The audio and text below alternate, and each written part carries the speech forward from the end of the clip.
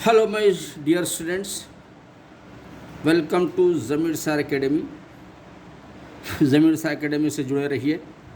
इंशाल्लाह you will become a ranker in your class and you will get the top result in SSC exam. बच्चों, यहाँ पर आप देख रहे हैं ये श्री चंद्रा जूनियर कॉलेज और डिग्री कॉलेज है। उन लोगों का बुक मेरे पास आई थी तो मैं इसको चेक किया तो मैं ये बुक में देखा कि ये बड़े बेहतरीन अंदाज में फ़िट की गई है इसको। और ये आपकी फ़िज़िक्स की पूरी जो बुक है वो पूरी बुक का ये निचोड़ सिर्फ इतने ही पेजेस में उन्होंने सेट किया है, बड़ा बेहतरीन सेट किया है। तो मैं चाहा कि ये हमारे बच्चों को इसका फ़ायदा हो और हमारे बच्चों को ये एनुअल एग्ज़ाम में आपको ये बेहतरीन क्वेश्चंस है जो आपको एनुअल एग्ज़ाम में आएंगे इंशाल्लाह। तो अब आप ये देखिए कि यहाँ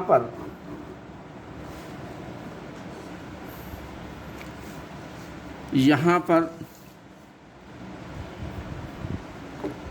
फॉर्मेट प्रिंसिपल है, ये बड़ा बेहतरीन है। ये क्वेश्चन नंबर 1 बच्चों। और दूसरा, why concave and convex mirror are called spherical mirror. Very important बच्चों, ये लोग ऐसा बेहतरीन सेट किए हैं क्वेश्चंस को। डिफाइन द फॉलोइंग टर्म, ये तो इंशाल्लाह आएगा ही आएगा, क्योंकि ये जो डिफाइन करना है आपको, ये प्रिंसिपल एक्सिस, फोकल लेंथ।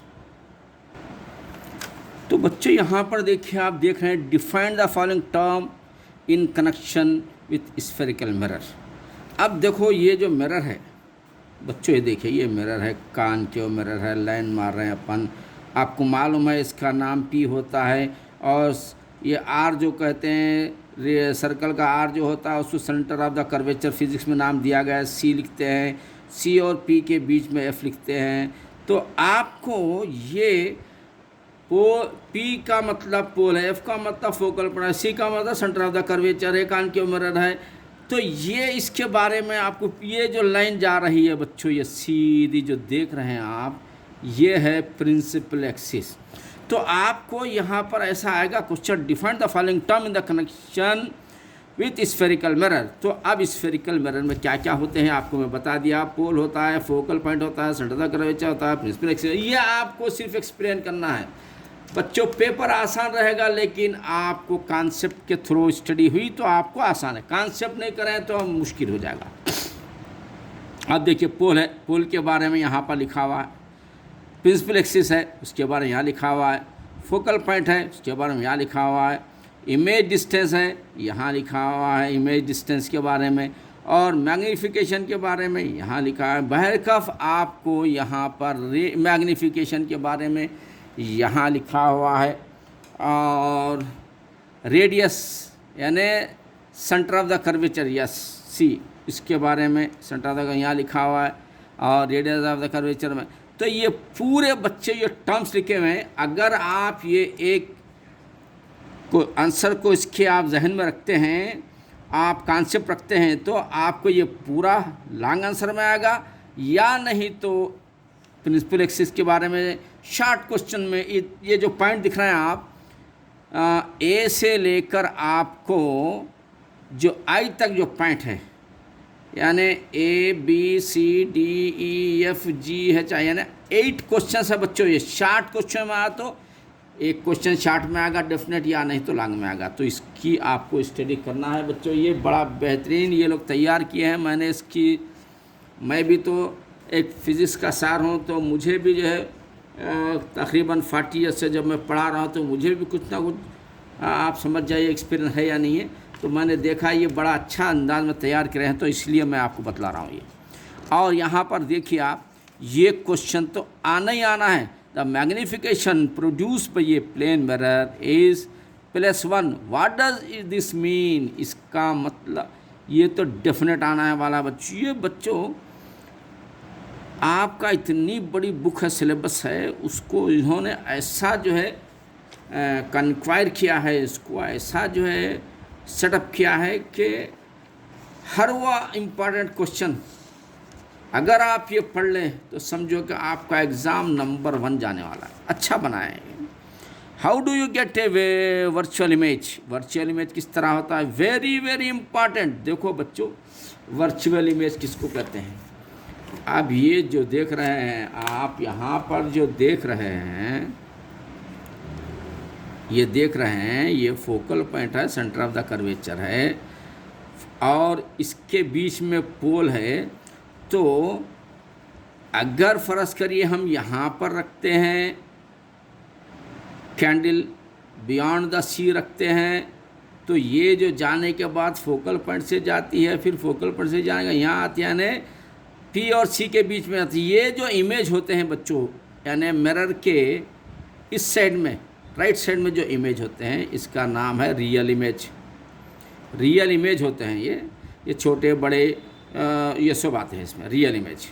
और अगर आप सी पे रखते हैं तो सेम साइज़ होता है, सी और पी के बीच में रखते हैं तो सी के पीछे जाके इनलार्ज साइज़ होता है, पी एफ पे रखते हैं तो इन्फिनिट नो इमेज होता है, इन्फिनिट हो जाता है। पी और इसके बीच में रखते हैं तो ये पी और एफ के बीच में अगर आप ऑब्जेक्ट रख रहे हैं तो इसका इमेज क्या होगा बच्चों? वर्चुअल इमेज होगा इसका। ऐसा ये रहेगा वर्चुअल इमेज, ऑलवेज इनलार्ज रहता है ये वर्चुअल इमेज। रियल इमेज 2 होते हैं इसके अंदर, मिरर के लेफ्ट में अंदर इन उतर पर आता है, इट के काट इन द कैमरा है, ये it is a equal size होता है, इमेज इसका इक्वल साइज होता है, बिग साइज होता है, नो इमेज होता है, सेम साइज होता है सब। ये क्या ओनली वर्चुअल इमेज क्या होता है? वर्चुअल इमेज ओनली इनलार्ज होता है, सिर्फ बड़ा होता है, और बियॉन्ड द मिरर होता है, मिरर के इधर होता है वो। तो ये बच्चों इतना बेहतरीन क्वेश्चन है, ये 100% आएगा। How do you get a virtual image using a concave mirror?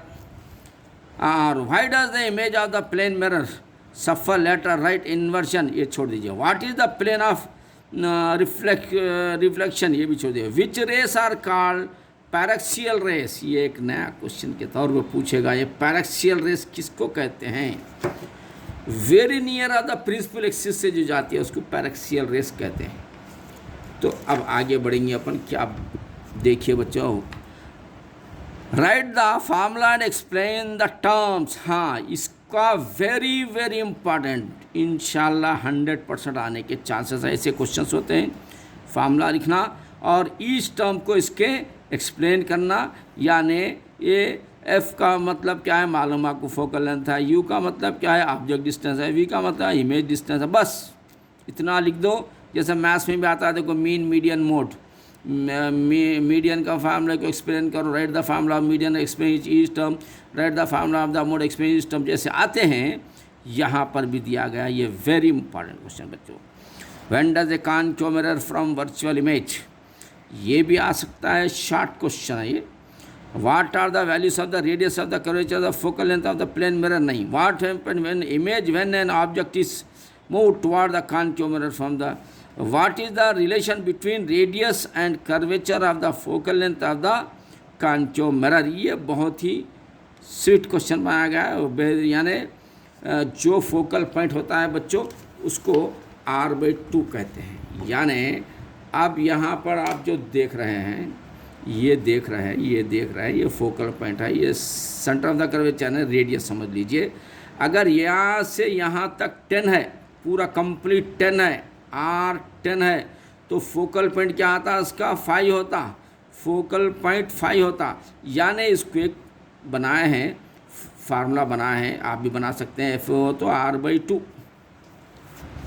यह है कुछ भी नहीं है, बस एक तरतीब से लिखना है आपको। यहाँ पर R/2 देखिए, यहाँ पर है, ये आपको आएगा। ये very important. How do you find the magnification produce by A spherical mirror? ये आपको वेरी वेरी इंपॉर्टेंट है। मैग्निफिकेशन का स्फेरिकल कैसा फाइंड करेंगे? ये है mml, height of the image, height of the object के हिसाब से करेंगे इसे। The ratio of the image, इससे भी करेंगे। Can you concave mirror burn A paper? If not why? तो ये देखिए बच्चों, ये क्या दिया है मालूम? ये इसको ये दिया है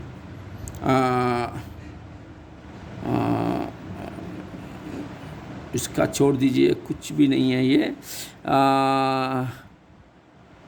और इसका क्या है देखिए बच्चों, ये